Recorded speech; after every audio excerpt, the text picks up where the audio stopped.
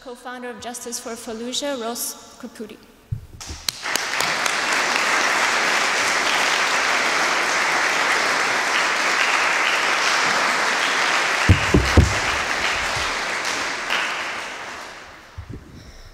Thank you for coming tonight. This project really means a lot to me, and I appreciate all your support. So I thought I'd share some of my photos from my deployment to Iraq with you guys tonight. I apologize for the quality of some of these photos. I just took them with this lousy disposable camera that I bought at the base PX. Anyways, all my problems started here. This is the Marine Corps boot camp at Parris Island, South Carolina. As soon as you get off the bus, they make you stand on these yellow footprints. And when the drill instructor says so, you're supposed to pass through these doors. And it's supposed to be this very dramatic moment, because once you do boot camp, it's supposed to start officially then, and there's no turning back. And it's a lot like Dante's door into hell. I went to boot camp very willingly, and not because I had strong feelings about fighting terrorism or because of 9/11. I knew practically nothing about terrorism or Islam or the world outside of Fitchburg, Massachusetts, for that matter. And if the attacks in 9/11 had never happened, I probably would have joined the Marine Corps anyways. When I think about it now, the most honest answer that I can give to you as to why is because after I graduated from high school, I was looking for some sort of adventure. And I thought that war was the best adventure I could ever hope for. It wasn't exactly that simple, but I think that's probably the biggest reason. I had worked landscaping every summer during all my years in high school. And once I graduated, there was a strong possibility that I would have worked landscaping for the rest of my life. And I would have been okay with that. I liked landscaping, but the thought that it would have been every day for the rest of my life scared me at 18 years old. I knew that eventually I would have to resign myself to an average life in the middle of nowhere, Massachusetts, and do the same job every day like all the other working stiffs do. But before I did that, I wanted to experience something different. I wanted something that I could always tell stories about at bars and around campfires.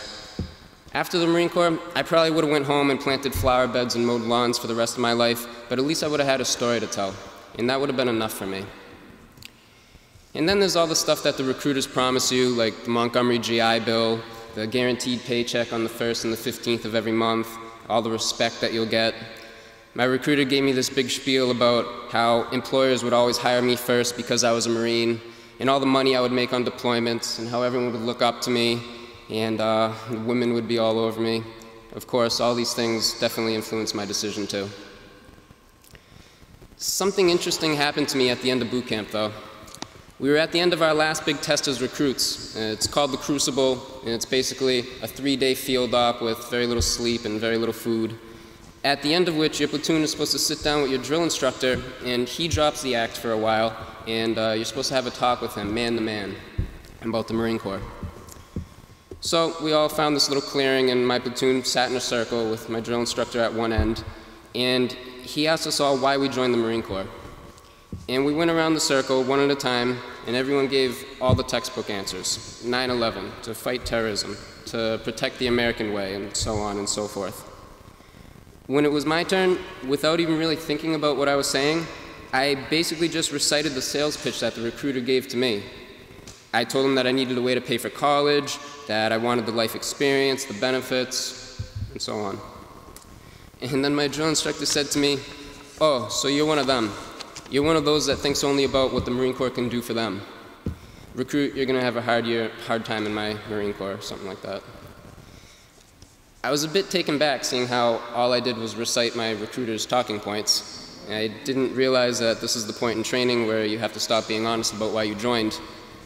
But it turns out that my drill instructor was exactly right. Anyways, I finished boot camp. And at first, I was pretty happy to be a Marine. Within less than a year, I found myself in Iraq. And at this point, with a year in, I started to see a lot of things that I didn't like about the Marine Corps.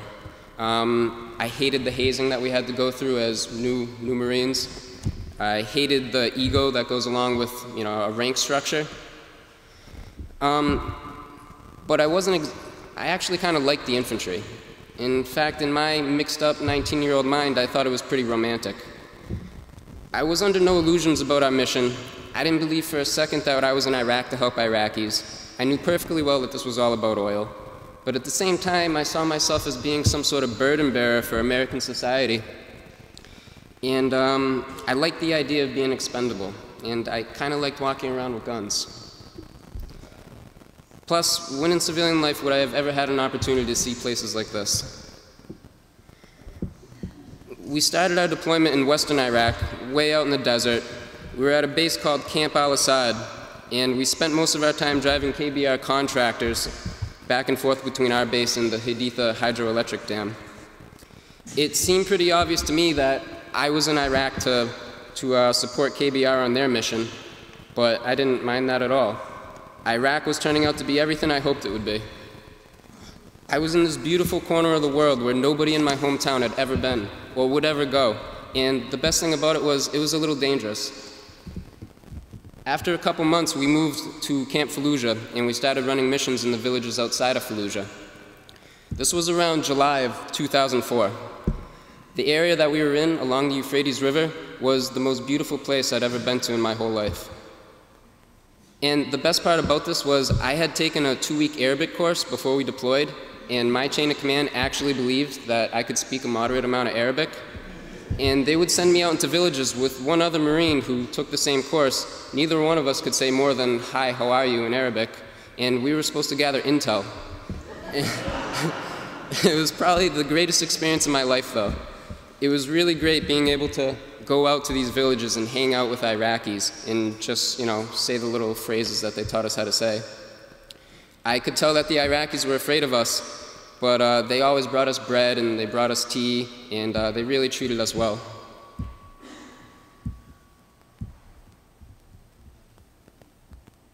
There they are.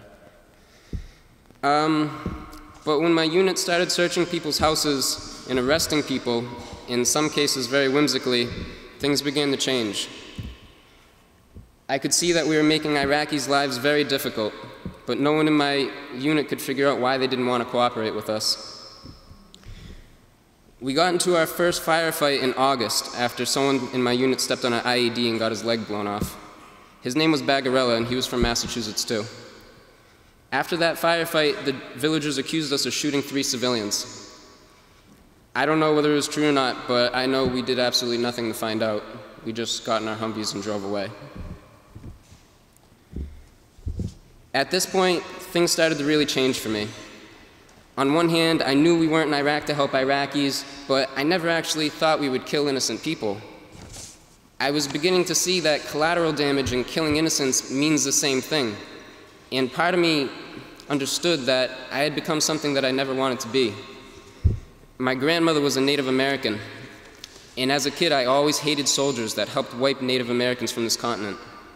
And as a kid I watched Vietnam movies, and it disgusted me how Americans could have done things like the My Lai massacre. But somehow I never realized that I was joining the same Marine Corps that massacred Native Americans and Vietnamese. It was beginning to become clear to me, but the consequences of refusing to go on were also becoming clear. More than anything, I was afraid of going home and people saying that I couldn't hack it or that I was a coward.